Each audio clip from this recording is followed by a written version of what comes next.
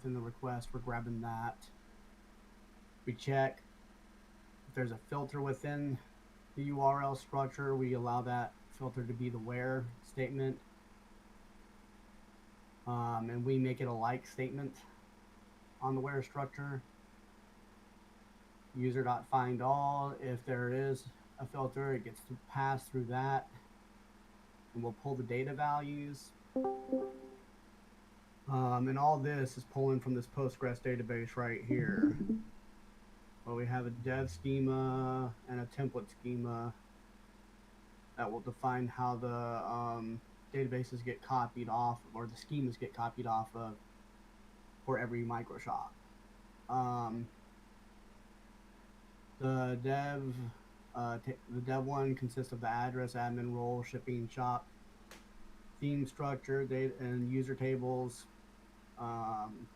User table is the one I've been working with right now. As you can tell, there's a simple random insert here, and that's done by using, it checks this URL. If there's a create random data to true, it'll come in here and create a random user based on that data. So I can come in here and users question random, or no, it's create random data, I think. Yeah, create random data. True. That should insert another row in here. So if we view all rows now, we should have 2 rows. Yeah. So we now have 2 rows in here, and that way we can get some data going in there. That way we can check back and forth between the data. Right now, what she is working on, Anna, she's working on getting the styling set up, and she's actually done some styling on the profile end. She actually got this color picker working last week, where she can go in and actually choose the color of the theme, and that way we can modify themes based on the color choice and based on the lighting. This will go in there and modify. You can go in there and you can select a theme, whatever the theme is, select your component that you want to change the color to, and drive this in. Obviously right now this isn't put to anything to allow that to work functionality wise. She's just got the front end up on this side, but this is kind of where the profile is going to be for admins and users, and it'll structure differently based on whether or not it's an admin or a user. And then we'll have obviously our shopping end, where you can go in and grab cart products and stuff like this. This still needs a little bit of work on it, where we come in and click on this, and then the product pop up, and we get product information, etc., based on the product page. But so far she's done a good job at semi-styling this. Cart breakdown, I don't think she's done much to this yet, so this is something that can be worked on today if somebody would want to help out that. I think I can get some more information from her possibly too, but today I'm primarily working on the API and back end of this, trying to get Postgres working with this, and trying to get the models, all the tables working structurally right, so that way we can go ahead and start working on getting forms put up that to insert data into the database, and then things on the admin end, and other things that will help pull in that structure, like product structure and stuff like that. But nice. Let me see that home. Can I see that home screen again? At home screen, yeah. Oh my goodness, that looks so good. Like it's so unique. Like the buttons up at the top right. Mm-hmm. How'd you even get that green to just show up like not a little over the top half, and then oh, it just looks so good. That's honest, Phil, right there. Yeah, this wild. It's so unique. I haven't seen a website that looked like this. You know. I say soon enough. That's the idea. Is we're making something very unique on Yeah, this end. yeah, I could tell. Looks good. And the animation in the back. New users create account. Yeah, there's like minor tweaks that need to be made, but it's man, it's nice. I like it. Thank you. I'll let Anna know for sure. Cool, cool. And you could tell right away when you went to the cart, like, oh, this could be worked on today because they had like little gray boxes, right? Go to the cart real quick. Yeah, say the cart Yeah. hands down. Yeah, this like this will be pulling from. So the structure on this end, the way it's kind of going to work is we're going to have a demo end up, and I'm not sure if this is going to stick around as much because what we'll do is have it to where they can hit demo, and it'll pull them into a demo cart experience that'll have the cart shopping. So those will kind of be pulled into the demo interface. So when they hit demo, they can see that demo interface, kind of how that stuff will look, and we'll have like a demo cart, which will be the template, most likely this template um, structure right here that will show all that data, etc.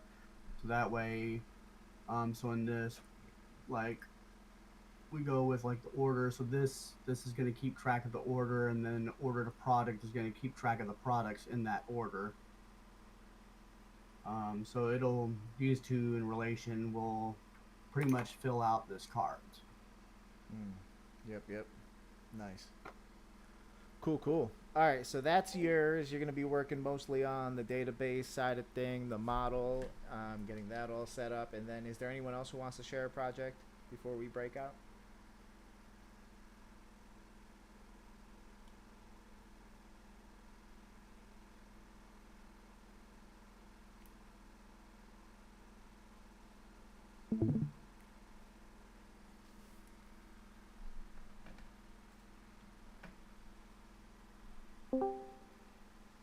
All right. So I guess we will just. Hey, what's up? You're a little quiet.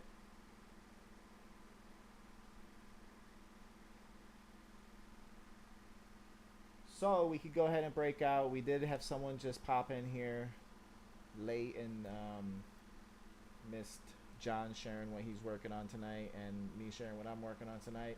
Just to do a quick little recap, I'm going to be basically just reading through documentation, taking notes, that sort of thing. I'll be doing research all week for the most part. And then John's working on a micro shopping cart application he's building with Anna. And there are some design responsibilities available to work on, but John's going to be focused on the database part. Do you want to stay in this co-working space here and you want me to drop down to breakout room 1, or you want to drop down there, John? I can drop down. All right, cool. So anyone who wants to work with John on that application, feel free to drop down to breakout room number 1 with John. I'm going to stay here, and then if anyone has a project they want to share, go ahead and feel free to share that with me in the next couple of minutes before I get started. On there.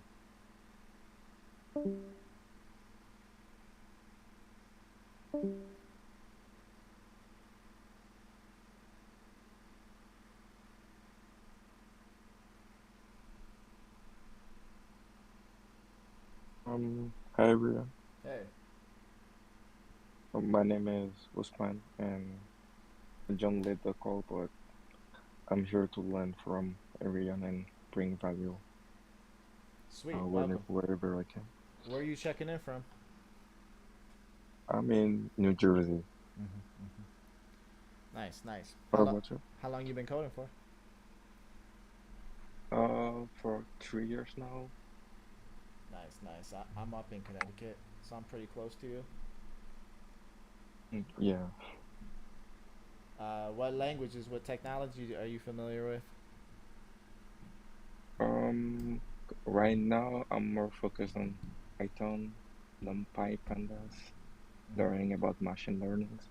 But I did more Java project and C++ project. That's cool. Nice. Cool, cool. Well, thanks for popping in.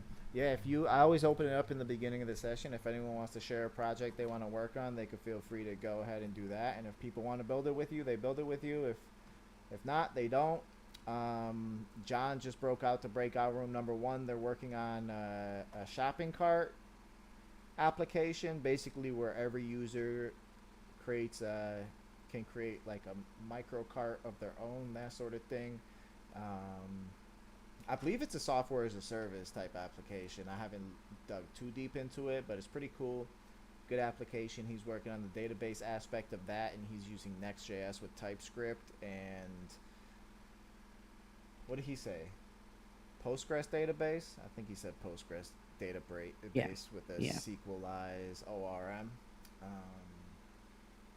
yeah, so he's working on that one. I'm basically just gonna be reading through documentation. Very simple. I'm doing research on working with geospatial data. So I want to map certain data to a map, but I don't.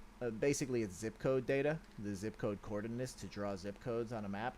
But I want to fill in these polygons with colors based on values that are coming out of the database.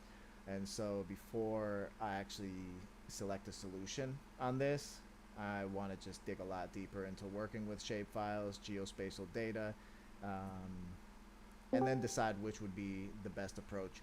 So right now I'm leaning towards creating a separate service just for generating the data that needs to be rendered on a map, and then this service can serve data to multiple applications. So if there's like 3 applications that all require geospatial data, all the geospatial generating logic can be built into this service just standalone, in a modular fashion. So I'm leaning towards that. I'm not positive, but yeah, basically what I'm doing tonight is just reading documentation and taking notes. Does anyone else have any other project ideas before I dig into it? Or questions? I have a question. Yes. Yes, so after, okay, so when you read the documentation and take notes, will you be like communicating your thoughts with us, like what goes on in your mind, or is it like you just do it silently and at the end we get to ask you questions, or maybe like explain it to us so that even it would even help you, right? Yeah, exactly. I'm going to be reading it out loud. So I'm going to be Okay. reading the documentation out loud and just sharing my thoughts and taking notes on the things I think are pretty important.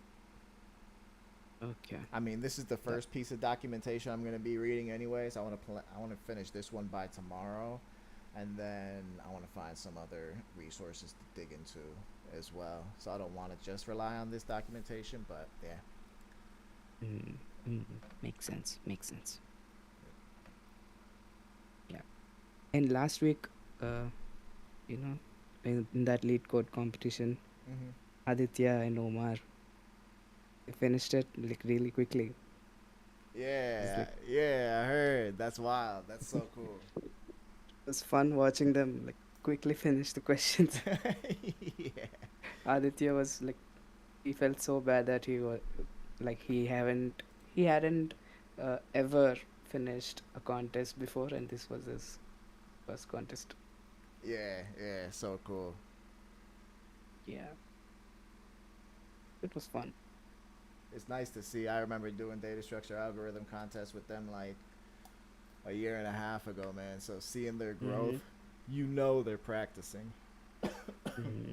Yeah. You know they're putting in work. Where was that competition? Right here on the server. It's the lead code contest, the weekly lead code contests that happen on every Saturday.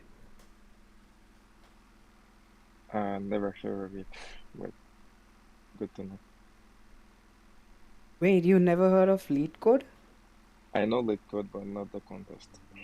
Okay. It's cool and it's like really fun. We solve questions together, or you can solve on your own, and at the end we share the solutions. People who solve it in different languages and with different approaches. It's fun. Yeah. The sharing the solutions part is fun. So if Okay. you're looking to join, you can join this Saturday, right, Jim? I'll be there Saturday in the morning. Awesome. Yeah, the bi-weekly contest. Alright, so I'm going to go ahead and share my screen and just start digging through this documentation. If you want to work on some actual code, feel free to drop out into breakout room number 1 with John. Alright. so let's see. So I already started taking a little bit of notes. I left off right here. So let's see. I believe I had these. So these are the files I downloaded from the census.gov. You can see CPG. I don't know what that is. We have a DBF file, PRJ file, SHP file, SHX file, and then two XML files. And according to this documentation, you can see that an ESRI, or Environmental Systems Research Institute Software, ESRI shapefile consists of a main file, an index file, and a dbase file. So there's three files. The main file is direct access, so the SHP file. If you look here, you can see we have that SHP file. I opened this up. Let me see if I can open this up with Visual Studio Code. Actually, I think it's binary data. Let's just do just once. So just to give everybody an idea of what's stored inside of this file here. Yeah, so this is going to be binary data. Let's go ahead and... What was that website called that we went to the other day? Shapefile to GeoJSON. Which one was it?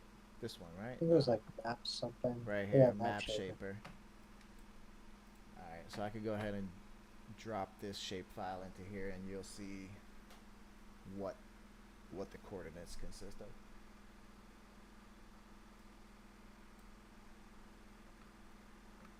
So Ooh. Whoa. Okay. so that's the binary data. You can see like the cities are much more compact. But basically what it's doing is drawing lines. So like from this coordinate to this coordinate, from this coordinate to this coordinate, from this coordinate to this coordinate. And all of these lines from this coordinate to this coordinate, this like rectangle type shape is an array inside the GeoJSON. And let me actually show you. I believe, yeah, I have the GeoJSON file here too, so you can see what it looks like. This is what it is. So we have a header. They call this the header. If you look here at the documentation, I was just starting to get down here. So you can see it's showing us the organization of the file. We have a file header, and then we have the records. And each record has a header, and it has content. So you can see here, we have our header, and then we have all of our records, and each record has a type, so the header, and then it has the actual record, the coordinates that draw these lines. Now, the reason why I want to work with this huge GeoJSON file is because, for example, let's just say one of the users of the application is in this area here. We don't want to draw all the zip codes for all of the United States. Like we don't want to have to generate all the zip codes every single time any user signs in. We only want to generate the zip codes for the area of the user that's logging in. So I need to build a better solution. I need to build something that receives the location of the person logging in and then returns the zip codes for like within maybe like a 5-mile radius or whatever's rendering to the map basically. So the map is going to render to the screen. We're going to get the bounds of the map. We're going to see what coordinates are included in the map, and we're going to pass those coordinates, I think, to a server, the service that I'm talking about that generates geospatial data, and then that service is going to return just the zip codes required for the map. That's my thought. Um, and then I just started getting right here. Does anyone have any questions or comments on that? Want to share anything? Uh, so how do you know if a person has signed up? So that particular shape will change into a different color, or No. So this what's map the is not actually for. This map is not actually for like the users of the application. Well, it is, but for the repair technicians. So this is not a map for the customers to see. This is a map for the repair technicians to see because each repair technician is a business owner, right? Like Mm, they run the business in their area, and so they're a business owner, and so they need an administrative dashboard that helps them make business decisions. And so this first map is one that collects zip codes from customers who filled out a form who said there's something wrong with my vacuum cleaner. This is what's wrong with it. I want to schedule it for this date. This is my information. They submit it. It doesn't matter where in the United States they are. That form is going to be submitted. And that's going to go directly to the closest repair technician in their area. So that's going to be data that's stored in the core database, but it's going to be information that's relevant to the repair technician that lives close to that customer, essentially. And so let's just say 1,000 customers sign up. They're all coming from different zip code. Let's say I'm a repair technician, and I've been doing this for 3 months now. In the last 3 months, 1,000 customers signed up. They want different appliances fixed, vacuum cleaners, for example, stoves or whatever. Those 1,000 customers from that area, the forms that they filled out are going to be stored in the database. So the repair technician is going to be able to pull up the map and look at where the customers are coming from. So there's going to be areas that are dark green, there's going to be areas that are light green, and they're going to be able to see where the demand is based on the map. And so it gives them information they need to decide, 1, where to expand next, 2, where to focus marketing, 3, where to develop partnerships with people who are already fixing stuff just to sell leads or whatever they want to do as a business. I just want to empower people to get creative and do things, because it can't be too strict, because then it's not going to be able to develop into something great. If there's 100 repair technicians across the United States and they're all functioning differently, you're going to be able to see which one is functioning the best, and you can focus on them and be like, why are they functioning the best? But you have to allow them to function the way that they function in order to see who's able to do it, basically. See who's able to come up with new methods. I would say it's a form of innovation, but we'll see. But yeah, it's just something to give repair technicians, help them make business decisions, and provide a little bit of information. This repair technician dashboard, though, I think eventually it'll be like 10 or 20 or 30 different maps with different data that helps them make different decisions, get creative, do things differently, and all that. So Awesome. yeah.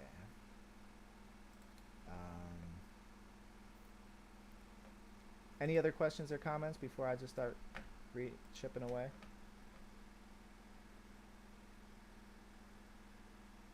Soup, I see you have an idea. Feel free to just share it anyways, because if it's good enough, like if people like it, people are passionate about it, they think it's a real problem that needs to be solved, then people are going to hop on and start working on it with you. And if it's not, that's good too, because people are going to tell you like what they like about it, what they don't like about it, and maybe even help you craft it into a better idea together,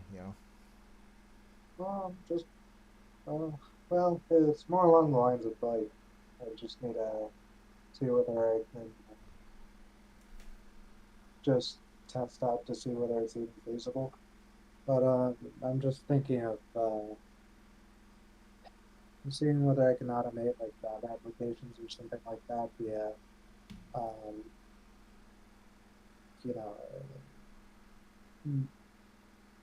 like if I were to give it an initial set of criteria, a resume, I could do some combination of like maybe get like ChatGPT or like some AI to give me an idea, like to filter like a job listing based on whether it fits the criteria.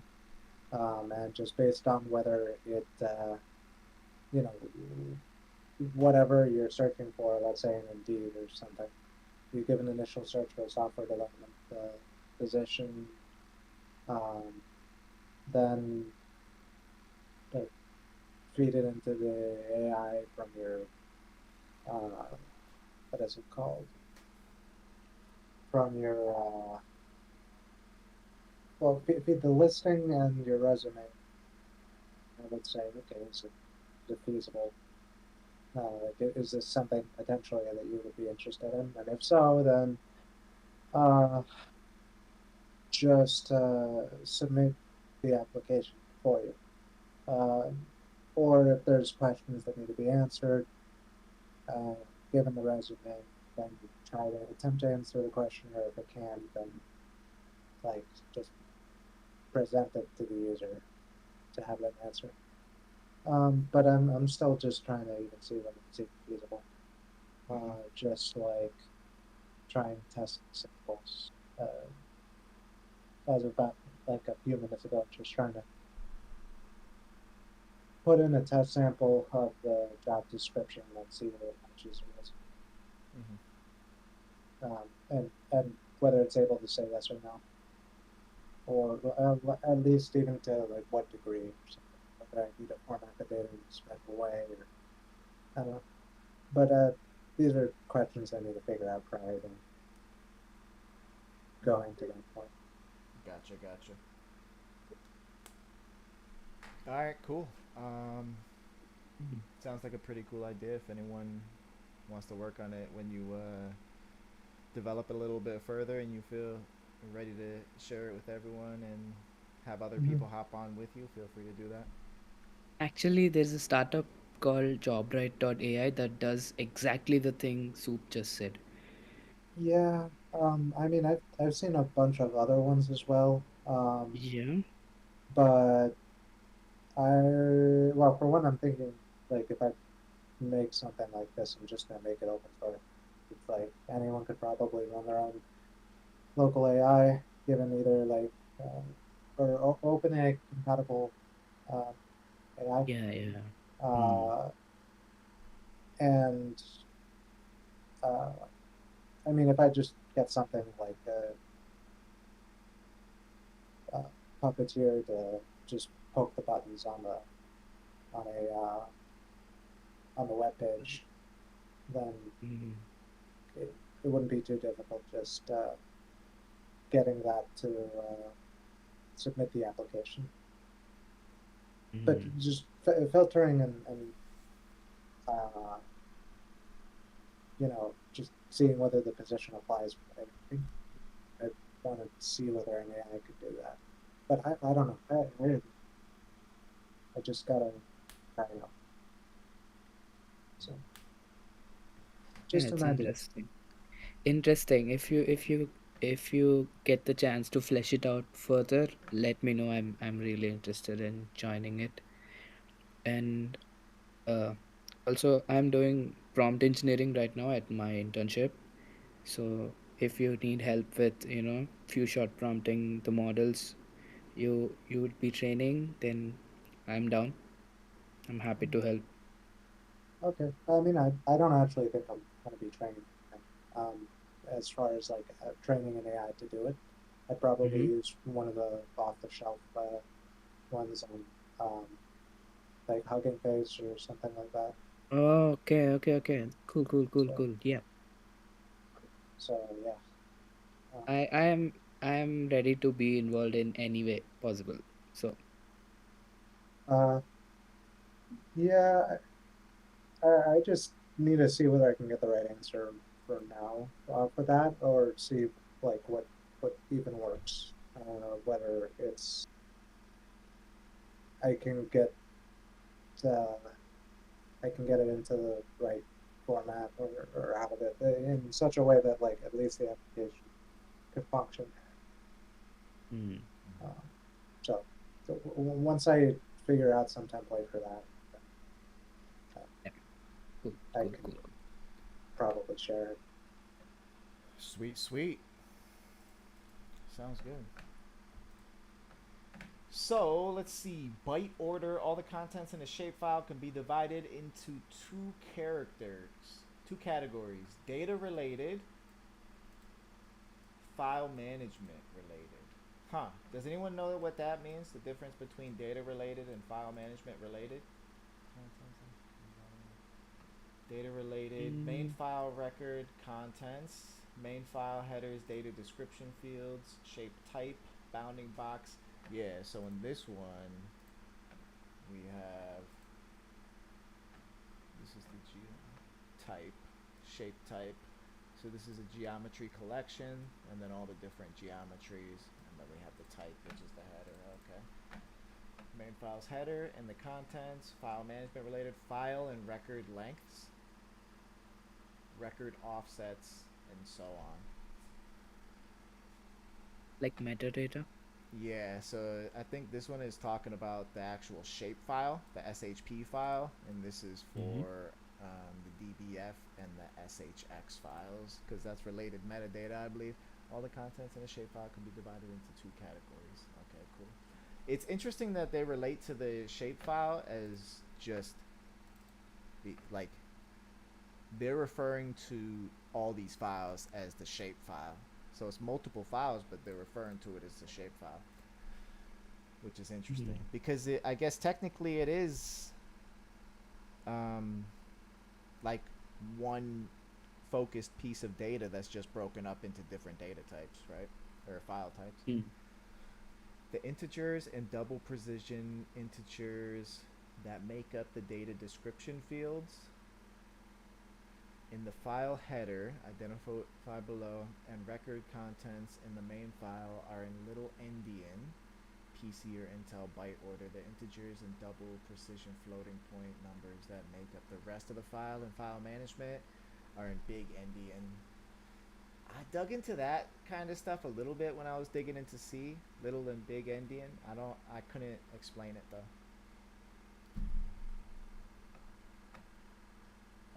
Yeah, that is, that's just about the way that the bytes are stored in memory.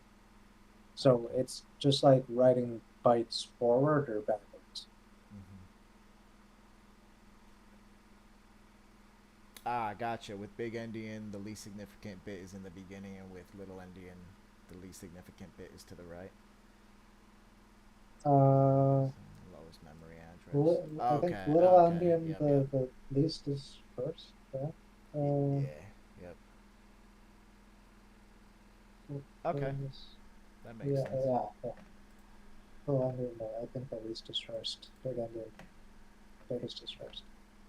Yeah, little endian is defined as a byte order wherein the least significant bit is at the lowest memory address. Yeah.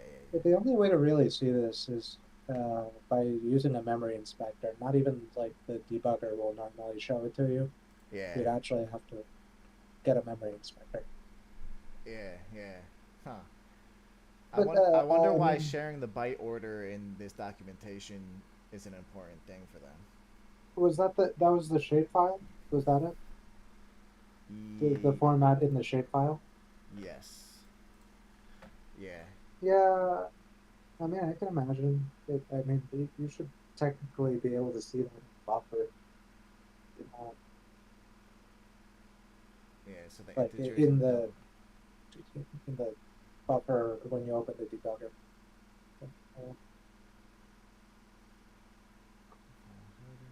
So what's the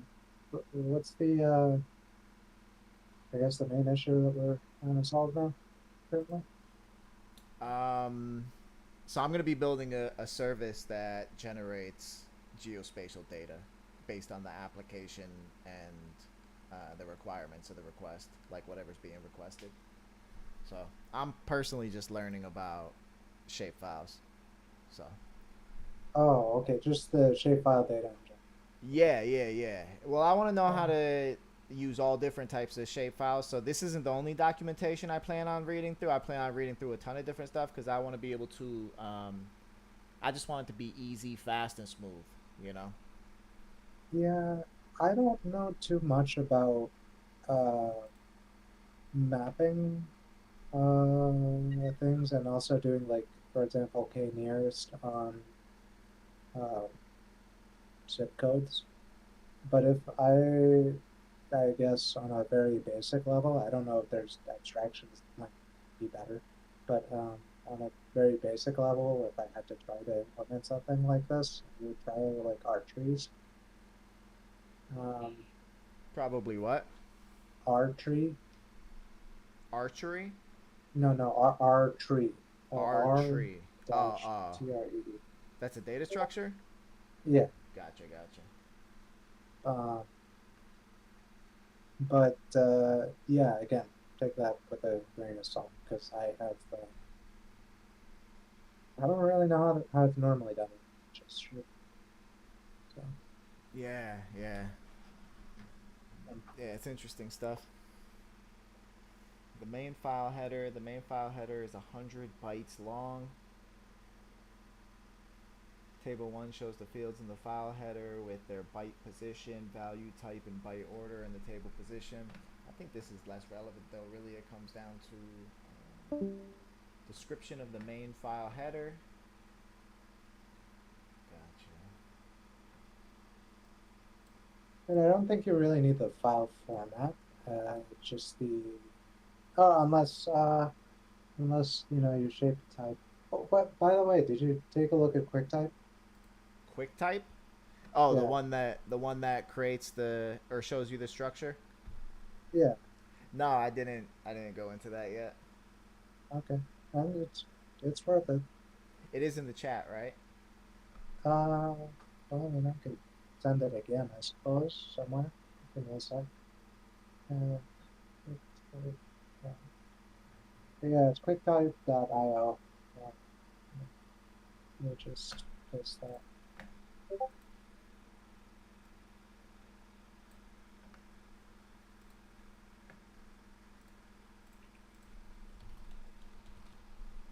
Although it might be something you need to run the command line. Because it gets picky with big files.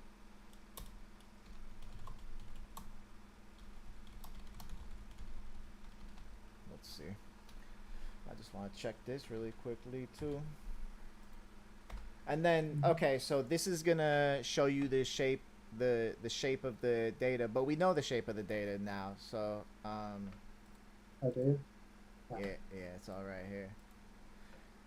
Well, that's what that's what the documentation is saying. So, like, basically, the shape file has the header, and then it just has a ton of records. So if you look at this here, this is the shape file, but this is the shape file converted from binary into GeoJSON data. So you can see it has the type or its main header, and then it just has thousands and thousands of records, multi-polygons, polygons, and actually just multi-polygons and polygons, and then it has the coordinates.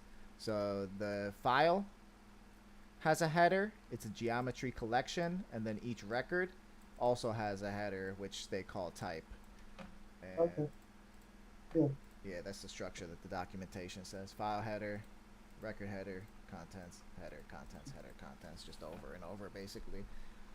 That's why parsing through this data and finding the zip codes that are only relevant to the location of the user who logged in, that's going to be the interesting thing. But I think the more I spend time just digging into it and absorbing information about working with shapefiles before actually trying to think up a solution and actually explore the different options, I feel like that'll make things a lot easier.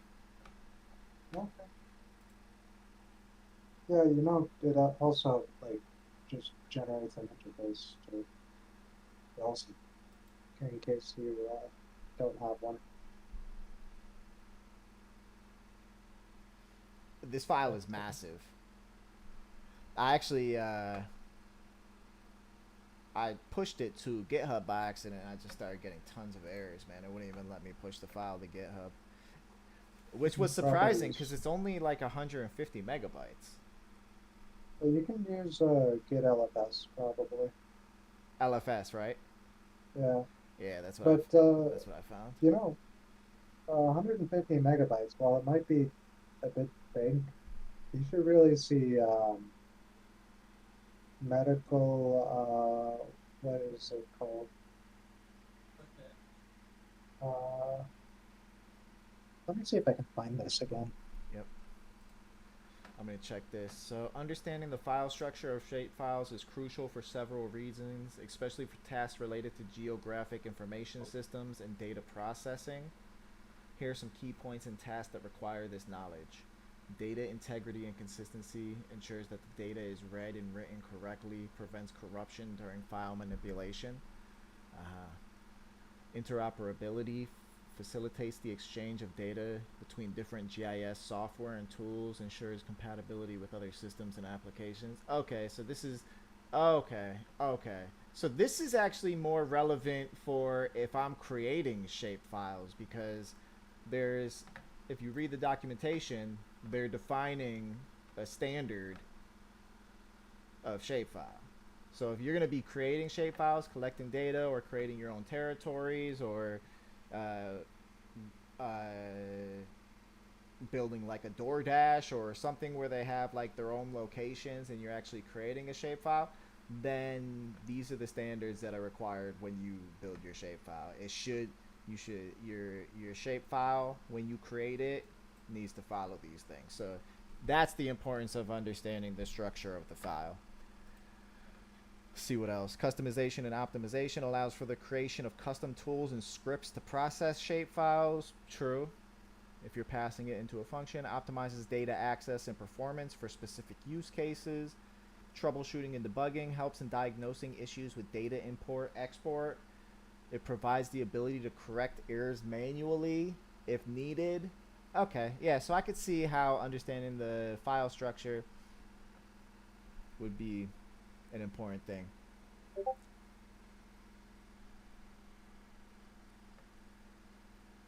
Wow.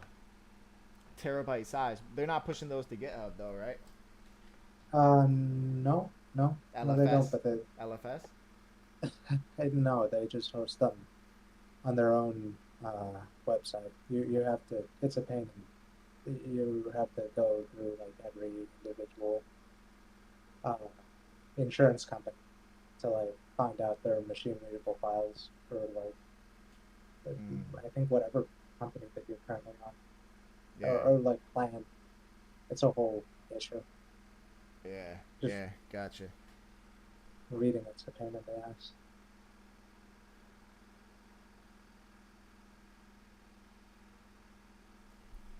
Okay. So this makes sense. I see why they would talk about this in the documentation. So this is definitely stuff that I would revisit if I actually had to create my own shapefile. All the non-null shapes in a shapefile are required to be of the same shape type. The values for shape type are as followed. All the non-null shapes in a shapefile are required to be of the same. Oh, okay. So it has to be one of these, basically. All of the ones in our shapefile that I've seen are polygon or multi-polygon, which I don't see here.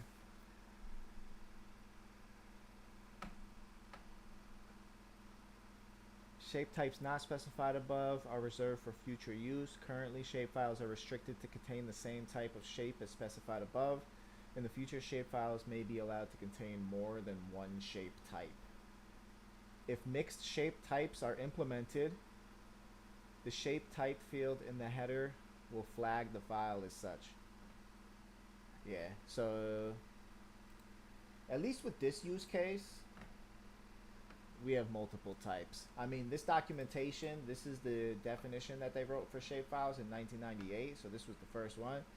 And it hasn't changed much, but that is one of the things that have changed is when they first started doing this, there was only allowed to be one type. Now you can see that we have two types. We have at least polygons and multi-polygons. We might have more. And multi-polygons weren't even listed here when they first wrote the documentation. You could see there was just polygon. And then there was some other types of polygons, polygon Z, polygon M, but now there's actually a multi-polygon. So shape types not specified are reserved for future use. One of the ones reserved for future use was definitely multi-polygon, right? Cool. The bounding box in the main file header stores the actual extent of the shapes in the file, the minimum bounding rectangle orthogonal to the x and y, and potentially the m and z axes that contain all shapes. If the shapefile is empty, that is, it has no records, the values for xmin, ymin, xmax, and ymax are unspecified. Okay. Mmin and mmax can contain no data values. See numeric types on page 2 for shapefiles of measured shape types that contain no measures. Okay. I actually haven't seen anything in here except for just multi-polygon, polygon, and then all the coordinates. Even if you go all the way to the right, you can see it's literally just the coordinates. It's literally just a type in coordinates. So the other information we need is in these other files. I want to be able to take a look at these other files though. Like right now we're just looking at the shape file. I wonder how we can look at the, let me see if I could open this up with Visual Studio Code. It might just be binary. Yeah, this one is compressed as well. And then let's check out this one here.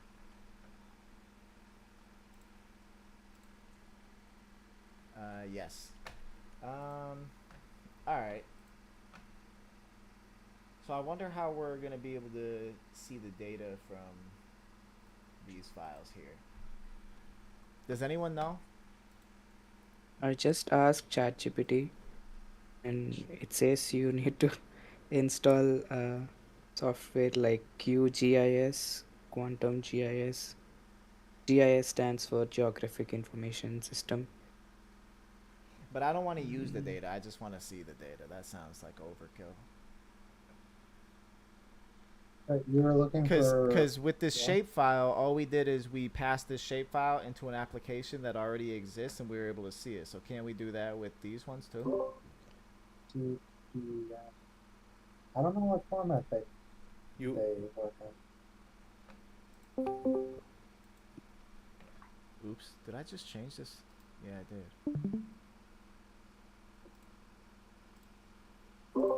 You have to change the shape files into GeoJSON data. Only then you can do that. But only the shapefile contains the GeoJSON data, right? The SHX Oh, file the other and the files you cannot DBF. view. You cannot view those files. There's got to be a way to view them, though, right? So you need that tool for that. I mean, Map Shaper. Let me yeah. See, let me see something like that. Oh yeah, it says Map Shaper takes .shx and .dbf files too. So this Oh, then you website can- right here, it works? You can always pull out a hex editor. Do a what? You can always pull out a hex editor, but I'm not sure how much you want to do that. A hex editor? Yeah, What's that for? editing hexadecimal. But you can do that on any file, just if you know how to just edit hex. And It this is represents any what files. kind of code is it going to show me? No, it's just hexadecimal. So it's just going to show me hexadecimal values. Yep, the whole file. Yeah, I want to actually, like, the same way I that we gotcha. dropped the shape file in here and actually saw the data. I want to see at the highest level possible, if that is possible. I think I've ruined this file because this is the only one that has these lines on it. And was it SHX?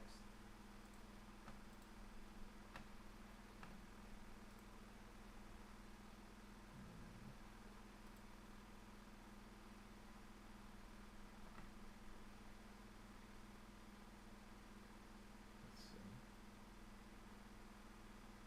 Map shaper. Shapefile, GeoJSON, TopoJSON. Nah, this doesn't take SHX and DBF.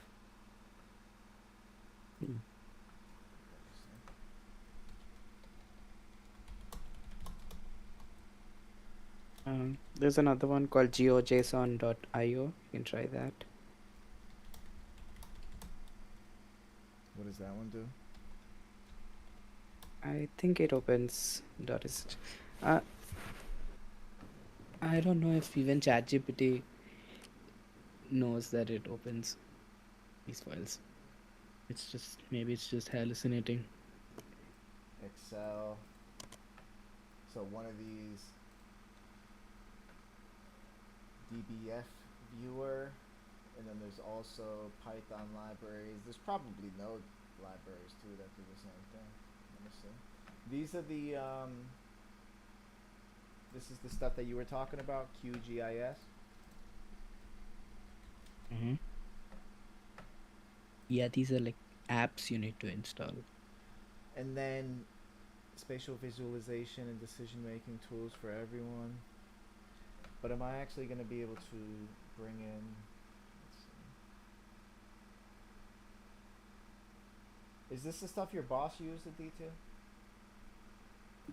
No, we used to use ArcGIS tool. What is it? ArcGIS, ARCGIS. But there are multiple. Even QGIS is one of the tools. ArcGIS is not a free tool, I think. ArcGIS, okay. Yeah. Yeah. Alright, and this one, you can view and edit the attribute table associated. So this is similar to like having the Postgres user interface where you can interact with the database, but specifically for geospatial data, yeah? Yes. Okay. But this is more like I said, it's kind of used to manipulate those. Like you need to change a projection. So .prj file is a projection file. Dot what? So if you see, there is one file called as .prj. PRJ, yep. So that's the projection, like how you're viewing the latitude and the longitude points. If you change that file, then the location, let's say you look at a location, that location would actually be in a different place if you change that file. Yeah. So But the these the files, shapes of the zip code would be in a different area? so the zip code, when you say, that has nothing to do with these files. These files are like base layers. Zip codes are something which you place a layer over the shape files. But if you look at the shapefile, the shapefile contains zip codes. And So this you is, can, so but one, let me just share something real quick. So the reason why I was digging into the SHX and the DBF files and not the projection or the other ones is because if you read the documentation, you can see that it says, where was it? Right up here. So this documentation discusses a shapefile as three main files: the .shp, the .shx, and the .dbf. Not to say that the other ones aren't important, but this is just this is the shapefile technical description. So when they use the word shapefile, they're actually referring to these three files, which they're saying are the three, what seems to be communicated very clearly, the most important files. yeah. But what I'm saying is, so if you go back to that plot which you made, so This one? the shape object, so that's the object which is created from these files. This is the .shp file. Yeah, but finally if you want to view it, like, so that's the shape object. Yes. So that shape object is basically like a JSON format in which you have the data part and if you have the geometry part. Yeah. So we have. So the this. data part is the one which is basically the zip codes and their corresponding latitude and the longitude. And the geometry part is something which you don't need to touch. Yes. That's what I'm saying. Exactly. So when you read that shapefile, you just need to read the shapefile and convert it into a GeoJSON object. No, we don't want to do that. So that's. So how are you going there's to more there's more manipulate? steps in between. So this is basically, let me actually pull up in a draw.io really quickly so I could just kind of show you the flow I'm thinking. Because all right. So let me just draw it out, because if I give it a little bit of context, then it'll be, because we can't just turn it into a geospace. So we have our client component, and inside this client component is another component. Okay. is our map. So we have our client component, and our map is a child component inside this client component. Now, when this client component loads up, this is going to be a repair technician, opens up this admin page, then their map is going to display based on a couple different things. So these are just, and if there's a better way to do this, let me know, but this is kind of how I'm thinking about it. It's going to locate their map based on like experience or current position. If there's like ranks and actual positions, like they could have good performance and move up. So experience and position. If, for example, you're brand new, then you might only see a 10-mile radius. But if you're 3 months in and you have a good rating, then you might have like a 25-mile radius. So the map that's displaying to your particular dashboard is based on experience and location. So if every single time one of these repair technicians log on, let me just put all this stuff kind of together. If every single time one of these repair technicians log on, then we convert the shapefile into GeoJSON, that's bad. So like one of the ideas, I think what you were talking about, is just already creating the GeoJSON and having that GeoJSON to work with, so we don't even have to think about the shapefile. The problem with that is these other files here in the shapefile, they're designed to be worked with the shapefile. So we could keep this shapefile as binary data, keep all these files as binary data, so their footprint is very small. And then my idea is they log in, their location, let's just say 51442 is their zip code, their experience level is brand new, we give them a 10-mile radius, the zoom that is that's created with the map is like a zoom 10 because they're brand new and they have a 10-mile radius.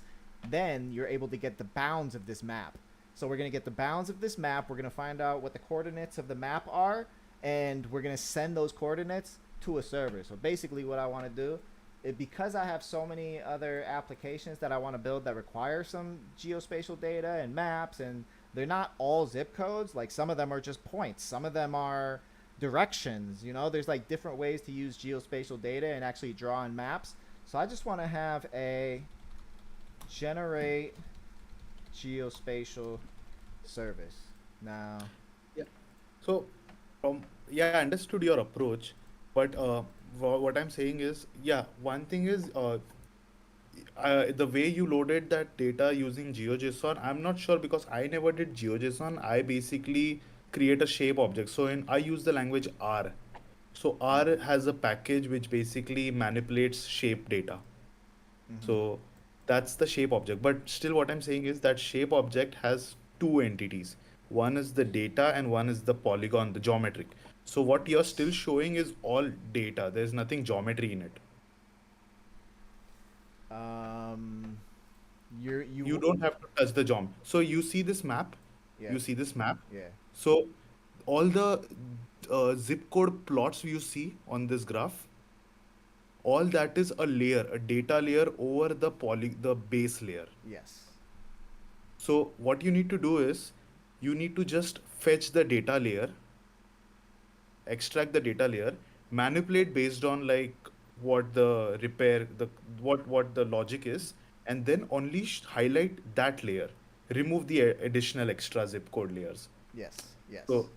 So that's what I'm saying. Like you don't have to. So what you're saying about like viewing the SHX file and the DBF, all that is the geometry. That has nothing to do with data. Your data No, is there in the shape file. Yeah, but if you look here, it says the main file is direct access. So the .shp is direct access. This has the polygons that I'm actually trying to draw. Like if we go ahead and we just look at Yeah, correct. That has the polygons, right? this GeoJSON data, you can see we have our geometry. We have our geometry collection. This is the shapefile. This is a decompressed shapefile. Correct. Right? Yeah. Correct. So it contains just all these records, just thousands and thousands of records. Each one of these coordinates is a different one of these zip codes. So I don't even Yeah. want to pull any of these. Like, basically what I want to do is when this map sends its coordinates to this service right here, Hmm. then all I want is for this service to reach into the shapefile and only return the zip codes that are required for the client. I don't Correct, want it, I don't yes. want it to return the entire So- GeoJSON or the entire shapefile. I want it to only return the GeoJSON. Maybe it'll only return like 30 of these. But these Yeah. 30, they could be in the middle of this file. They could be anywhere. So I'm gonna have to figure out like an efficient way to do it. I haven't even thought. Soup was mentioning a couple different data structures that would make it easier to work with, but I'm really just exploring. Actually, the thing which I see is they have created that entire zip as a base. The all the polygons as a, usually that is not the case. Usually they have the base, and that data which you see, that polygon data with latitude and longitude, they usually put it as part of the data so you can easily manipulate and you don't need to touch the geometrics object. Usually that is how the shapefiles are updated. That's what we used to do. Yeah. That's how like the statisticians do, so that they can keep it isolated. They don't need to touch the geometrics, they only need to work with the data. But here it seems everything is combined into one single object. Well, yeah. Well, this is the standard. This is the standard. So the standard is we have our Yeah, but main. I mean, like that's, I know that's the standard, but it's like uh, when you have to manipulate data, when you have to play with data, you don't exactly like use that exactly base. You manipulate in such a way that it would be easy for you to process. So you can manipulate that using the ArcGIS or the QGIS in such a way that you can keep the data separate and the geometric separate. Yes. What do you But mean? we don't What do have you to, mean because by that's, what do you mean by geometrics? so it's like I said, like what they have done is there are no two layers at this point in your data. There is one single layer only. Well, there's the base OpenStreetMap base layer of the map, and then Yeah. this is the second layer, Okay, the yeah. zip So code layer. so what you can do is this second layer is something which you see. You can actually just okay. So you have the OpenStreetMap layer behind. Yes, yes. Okay, And yeah. then So and that's then this correct. shapefile only contains the coordinates. This DBF Okay. file contains attributes required to figure out which ones of these records we need and which ones we don't need. So if you look here, the DBase table contains feature attributes with one record per feature. So if you look at our main.shp file, and this is a feature, right? One feature, two feature, three feature, four feature, five feature. This file, this DBF file, contains feature attributes with one record per feature. So they're gonna have one record that matches this, that's in the same exact index perfectly. So we should be able. That's why I want to look at this SHX and DBF file, because I want to see what's actually stored in here. Because I read a couple blog articles, and the DBF is different depending on the shapefile. So it's like, what information do we have? Do we have zip codes? Do we have city names? Do we have states? Because if Can we you have can all you go that, back to the data? Can you go back to the data? yeah. Because if we have states, that's gonna make things a lot easier. If we have counter, this is Okay, literally they just have- coordinates and polygons. Oh, okay. Yeah, so okay, yeah. So we do it in a different way. Okay.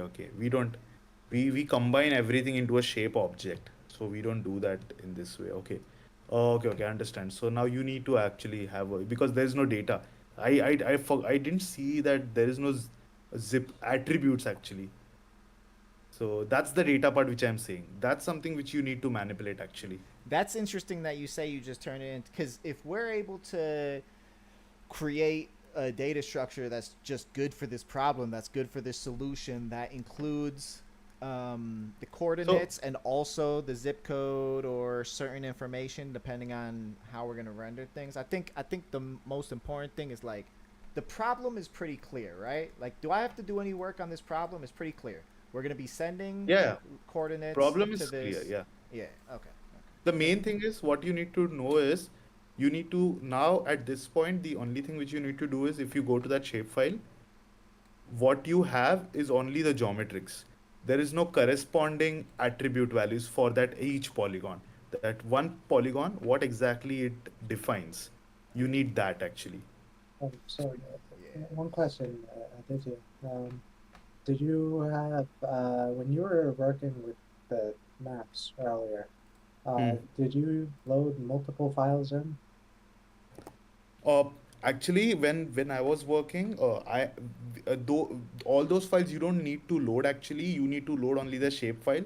But those files are basically referred by the shape file when you actually create a shape object. But They are when not you loaded, explicitly loaded. but when you loaded the shapefile, did it have zip codes? Or did you need the other ones as well for zip codes? Because Oh, you I mentioned, what? So the way, if I remember, actually everything. So the way this shapefile has just the geometrics. But when we did that, so we had a person who uses a ArcGIS tool. He used that ArcGIS tool to combine everything into one shapefile, like the attributes and its corresponding polygon, and I then see. it loaded. So then we just needed one file that is .shp. We didn't need other files. I see. Okay, I mean, so then I think the only thing that makes sense at this point is probably finding a library that can do more than one shapefile. Yeah.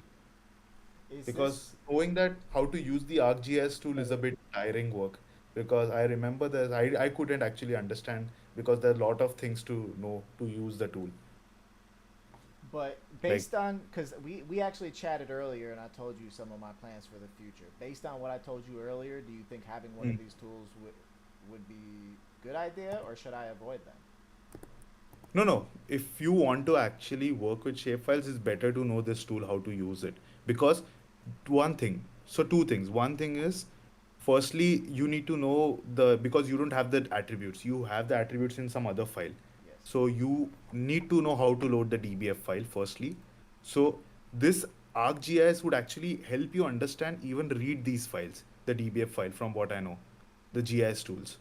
So better to know these tools. Secondly, if you know this tool, how to use it, you can actually manipulate the shape object based on for every project the way you want.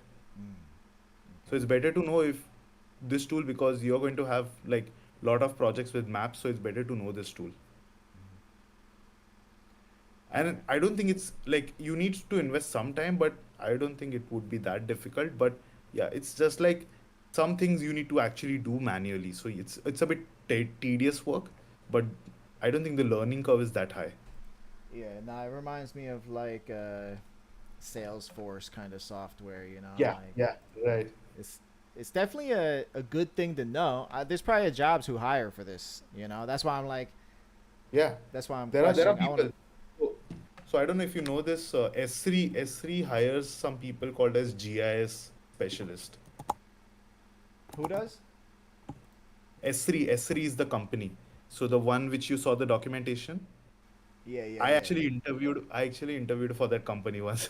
So they were very damn into like understanding how better understand a shape object.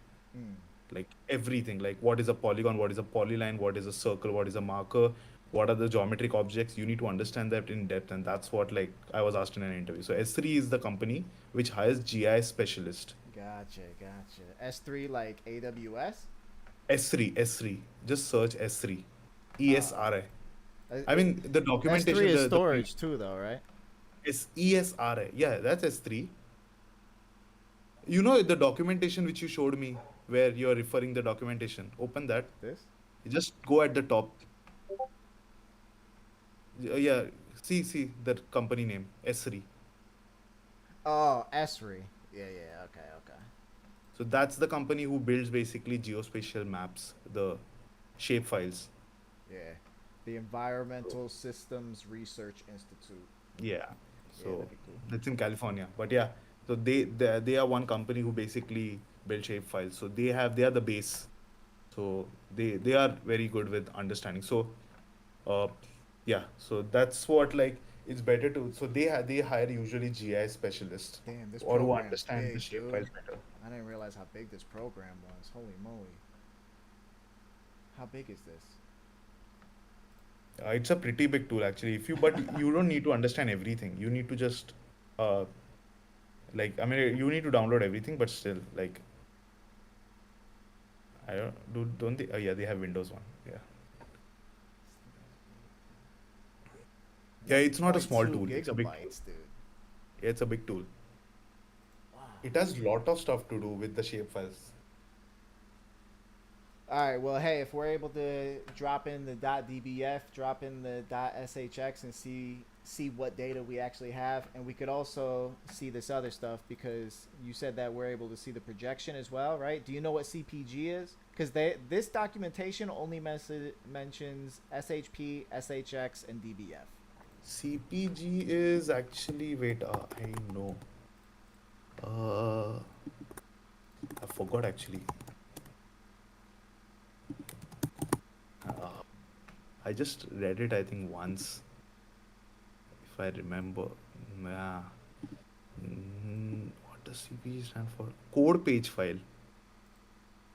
Okay, no. This is not. This is different than what I've never heard about it. The CPG file. Yeah. Okay. Let's see. What is? Because there are a couple other ones here as well. I'll just ask ChatGPT. That's a good question for. What is the .cpg, .prj, and .xml that come with a shape file? Cool. Let's see. In addition to the main components of a shapefile, you might encounter several auxiliary files that provide additional metadata for encoding information. Code page file. Yeah, you were right. That's what you said, right? I mean, I read it. I also saw it and said I didn't know that. But yeah, projection file is something which I knew. So that I know. DBF file is DBase files, so that also is fine. So this just defines the text encoding used in the DBF file. Which, okay, so you would use this if you needed to read this file or interact with this file, basically, right? Yeah, I mean the thing is you don't actually exclusively use these files. That's what I'm saying. I know. It literally just defines. So you can see it also doesn't have the attributes. You can see that. Yeah, no. It doesn't say all. So that's what I'm saying. It says this file is usually just a single line. So yes. It's literally just like a little bit of information. They're just separate. But I like this. I like that though. It's smart because you could include that information in one of these other files, but it's like separation of concerns, right? Yeah. So it's like it's almost like a. Go ahead. .xml file. So that's the one which has the properties for what I know from you can see. Metadata about the shapefile, which should include a wide range of information such as the dataset's origin, purpose, usage constraints, and detailed descriptions of the attributes. Yeah, spatial features. Yeah, attributes. So what we do is we combine this XML file into SHP file because this XML file is not that big, and we combine it as one single object. That's what we do. We used to do. Because then that indexing is very easy. Now you don't have to refer to one XML file, then go to the shape file and then map that indexing. You don't have to do that. Now you have to do that because there are two different files. So you combined all this information just into one big file to make working with easier, basically. Only the shape file and the XML file. Really? That's it? Just those two? Yeah, because the XML file contains the attributes and its corresponding shape file, geometric. Like for example, I'm having this address. So what's its corresponding polygon? You just need that mapping. I think this tool can help you do that as well, from what I know. Just try doing it. I've never used it, but from what I know, it's not that difficult. If you can use this tool, you can actually combine that.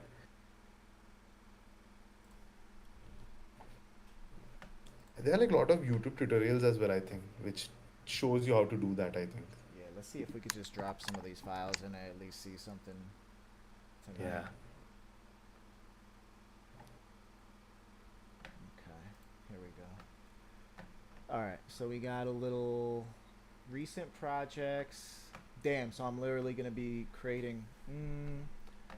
Normally, when I get a program like this, I literally just go across from the and just look at what everything does and click on everything and play around with it. But You can do new project, I think. project. New. Yeah, new project. Yeah. I think that should, yeah. So now, it should actually, let me see how you drop the files in it. There should be a way to like straight away just drop the file, drag and drop as well, from what I know. Let's try that. Let's try that first because it's the simplest. Yeah. Invalid data. Which file you Source. dropped? The shape is not a valid or recognized data source. Let's try XML. No. No. I'm not sure if, let me see how exactly it drops QGIS, how to clip a shapefile in QGIS. Okay. So how to clip a file in shapes, generate a clip down. Import, search import shapefile. If someone can search in ChatGPT as well, import a shapefile in QGIS. Yeah, it says you need to use an add vector layer option. Okay. Use the add vector layer tool to load the shapefile, which will include the .shx file Add- along with .shp Oh and yeah. .db. Go to yeah. Click layer. New shapefile layer. Here we Click go. on layer. New Yeah, yeah. socialite Layer. layer, new temporary scratch layer, new mesh layer, new virtual layer, new geopackage layer. All right, so we got a bunch New of different- shapefile layer. New shapefile layer. Click on that. I think there has to Can be. I find it here? Yeah, just try doing it. Yeah. There we go. I'm not sure if UTF. I think it should be UTF-8. I think. File encoding. Is there like a search? What if you search? Type UTF. Here we go. I think it was UTF-8. 8. Geometry type. Polygon. Actually, you have polygon, multi-polygon board, but you just have optional polygon. So just click polygon. Yep. Additional dimensions. So that's the projection. That's the zone WGS8. That's the general format. So you don't have to do anything. Just keep it as it is. And you don't have the Z index. Okay. Selected CRS is based on World Geodetic System 1984 ensemble. Yeah, that's the general one. It has the zone. So I don't know what that zone. These 4 numbers specify something. One is the zone. Well, I don't remember exactly all, but yeah. Okay. So new field. No, I don't remember all this, but I think you can just probably click on OK.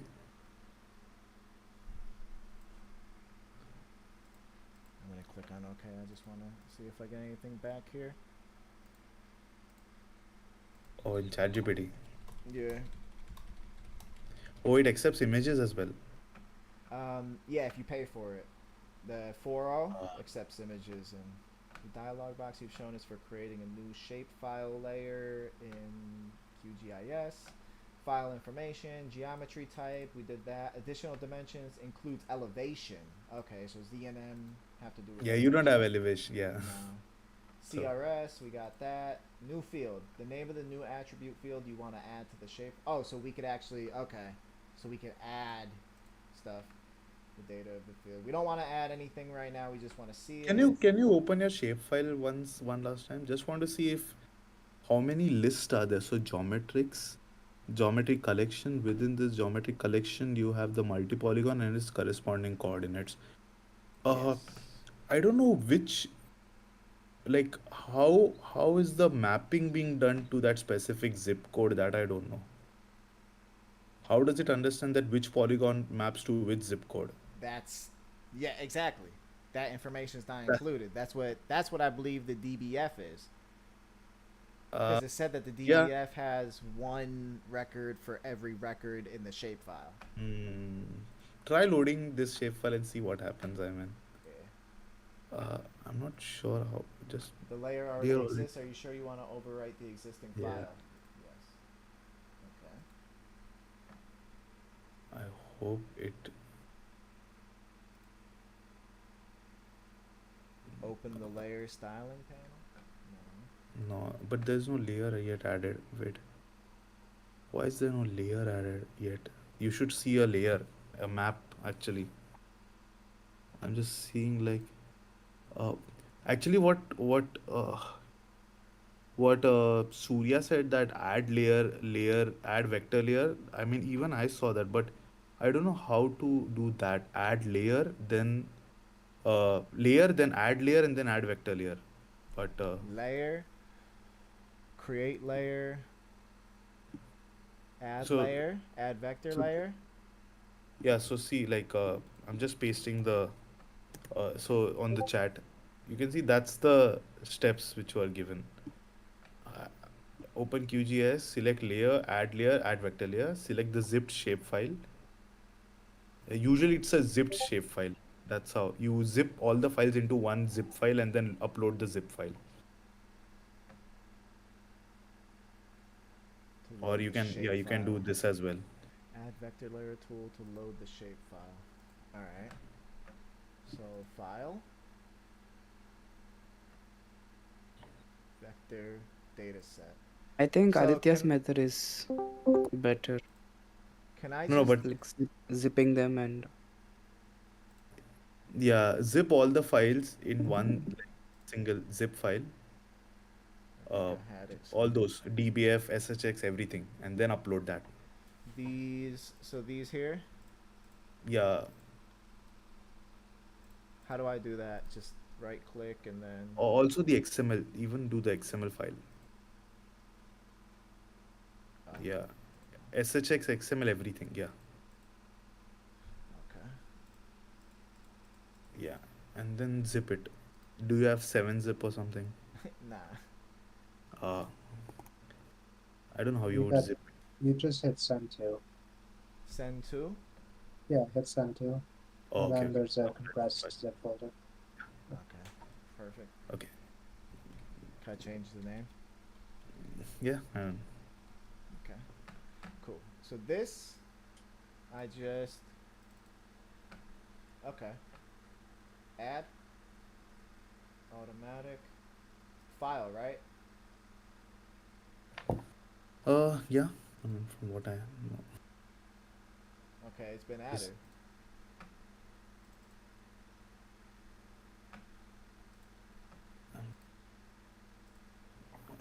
Just right click on it and see what options it gives. Actually, it's showing shape. It's showing the. Yeah, it directory will shape. load only the shape file, but it needs the other files. That's what I'm saying. Okay.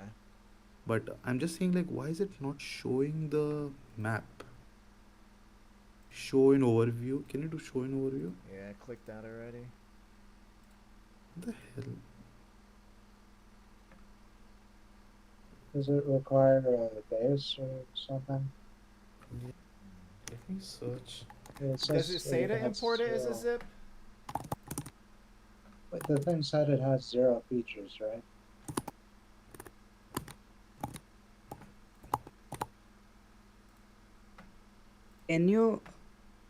can you provide those files or one of those files to ChatGPT and ask it how we can open it using QGIS? Yeah.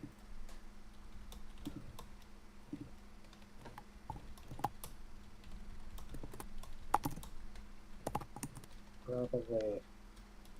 Oh no. Don't think I can parse shape files well. You can use a shortcut by clicking on the Open Data Source Manager icon, Open Source Data Manager. Once the shapefile path is loaded, click Add to load the shapefile. I already did that. Viewing the shapefile. The shapefile will appear in the layers panel on the left side. Yes, we see that. The geometric shapes of your shapefile will be displayed on your map canvas. No, we don't see that. So How about you give that file to ChatGPT and ask it to, like, you know, this file? can you do that? Yeah. You mean just this here? Yeah. Are you expecting to see the contents of it or like the shapes? Because if I want to it's see everything. uh, I mostly want to see the DBF and the SHX files, but yeah, I mean, if we see the zip codes we already saw, that's cool too. let's Hold on, new map view. No, it's not working. Huh.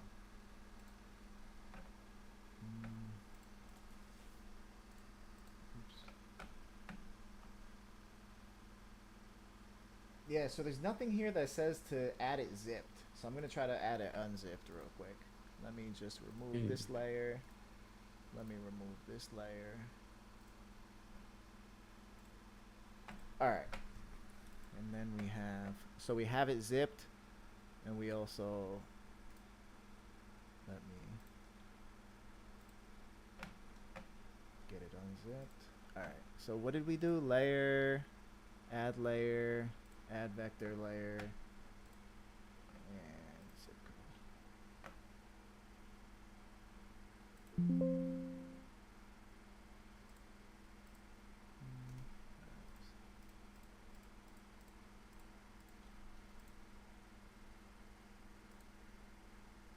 Huh.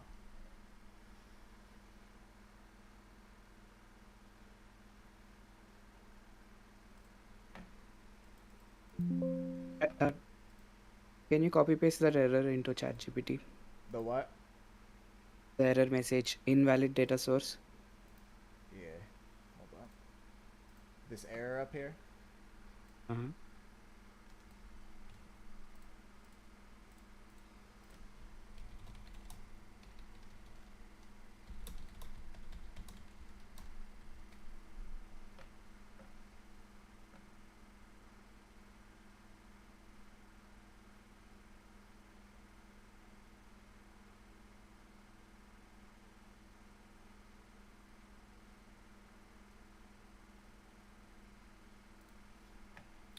Alright. They're saying make sure it's the shape file, not the XML. So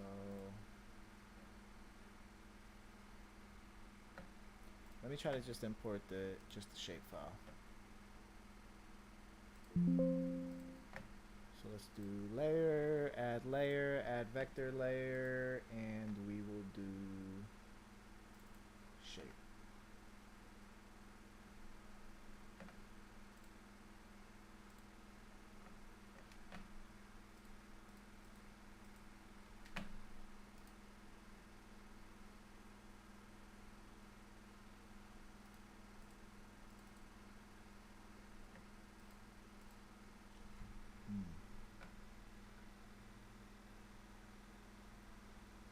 Okay, so it looks like the files are loading though, right?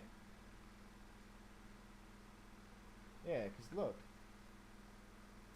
Sidecar files. So we're importing the path is to the shape file, but it's including sidecar files, which are the other files that we wanted including.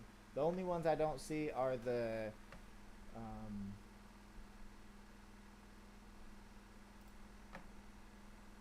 these ones.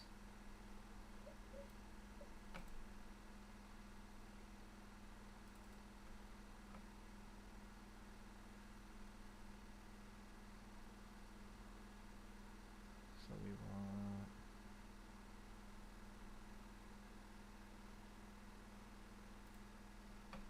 okay.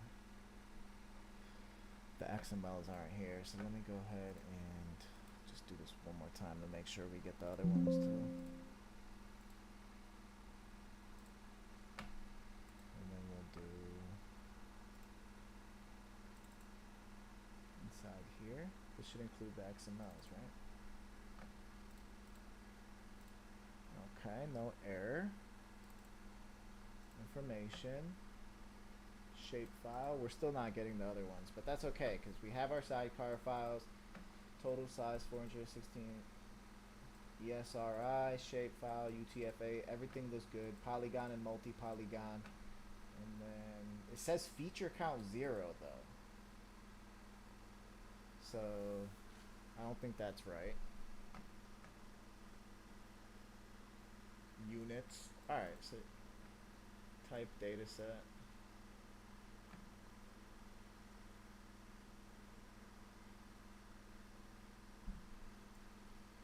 Fields 1.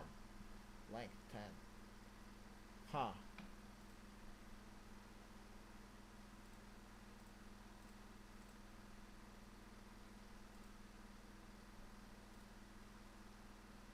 We're not seeing any other information though here, huh?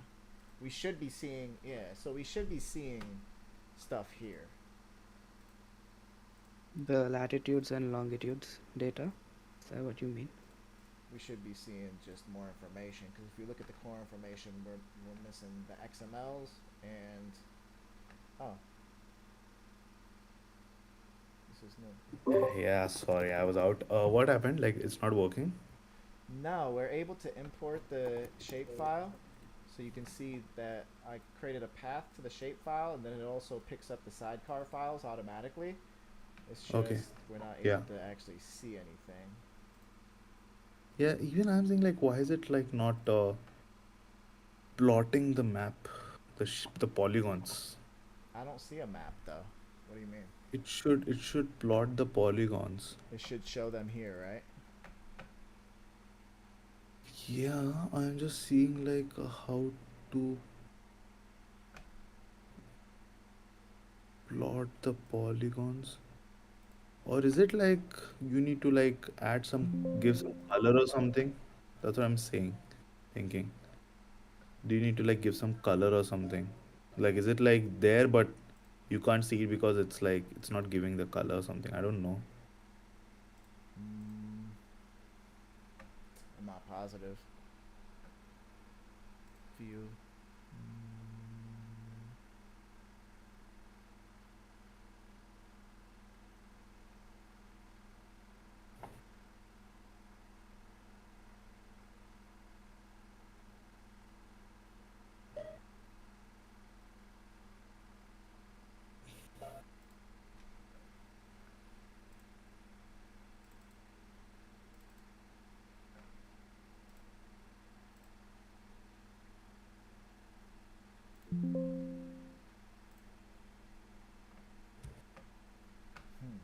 So that layer already exists. It already exists. It's already there. What's this? Add selected layers.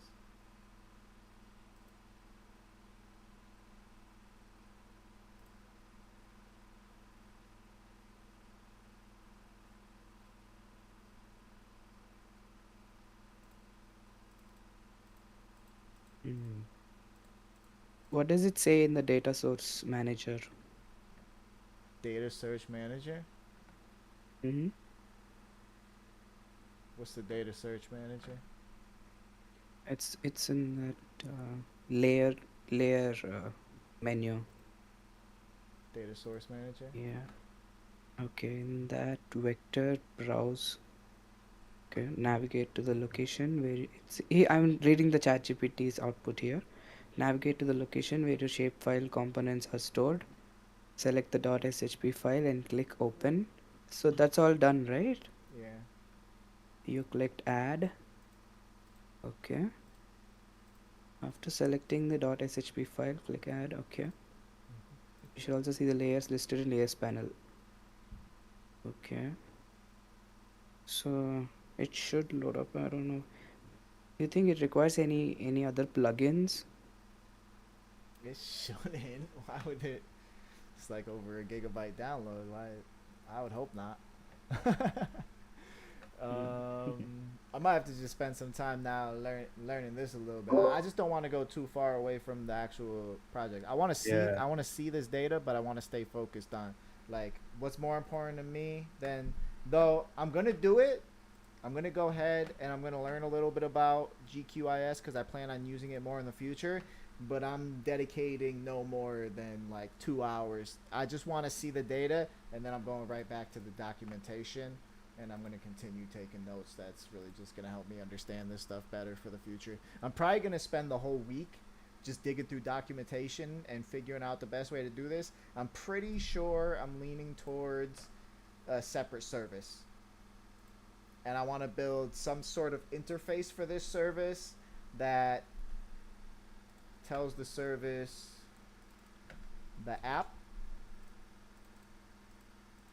tells the service the type of data that's required, and a couple other pieces of information like coordinates.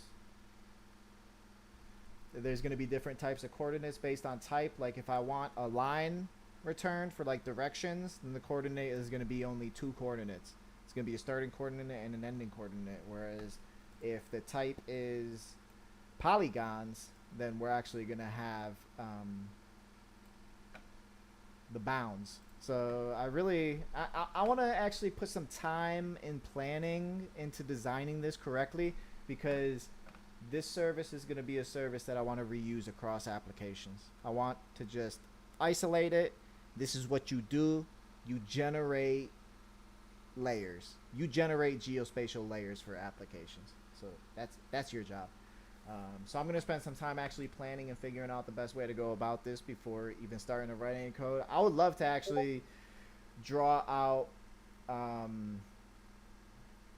like sequence flow diagrams, class diagrams, everything that's actually needed for this feature. I'd like to just document this feature and really just plan everything out before starting a code and then just executing and getting it done. So that's what we'll do. Where'd you get those files? Those SHP and SHX files? From Census. It's a .gov, a government website. Okay. Yeah. What about gRPC? What do you mean? No, I'm just saying it's like a tool that you can probably use for defining an interface for your program.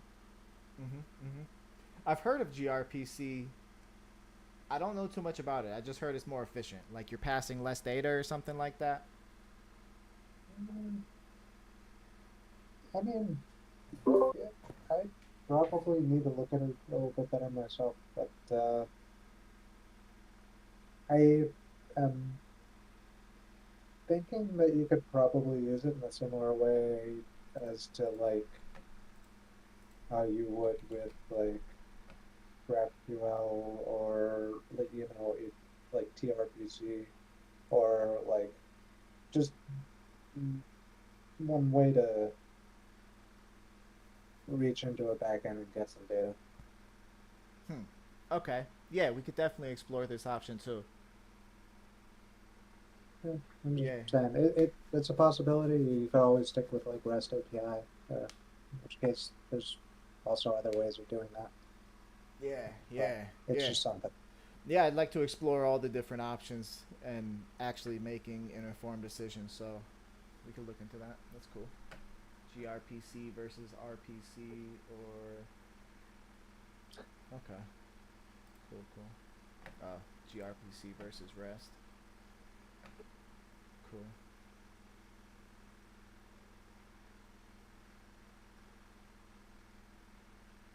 Cool. Yeah. All right, it's 9 o'clock now, so I'm gonna hop off. But this is all definitely stuff I'm gonna continue digging into tomorrow.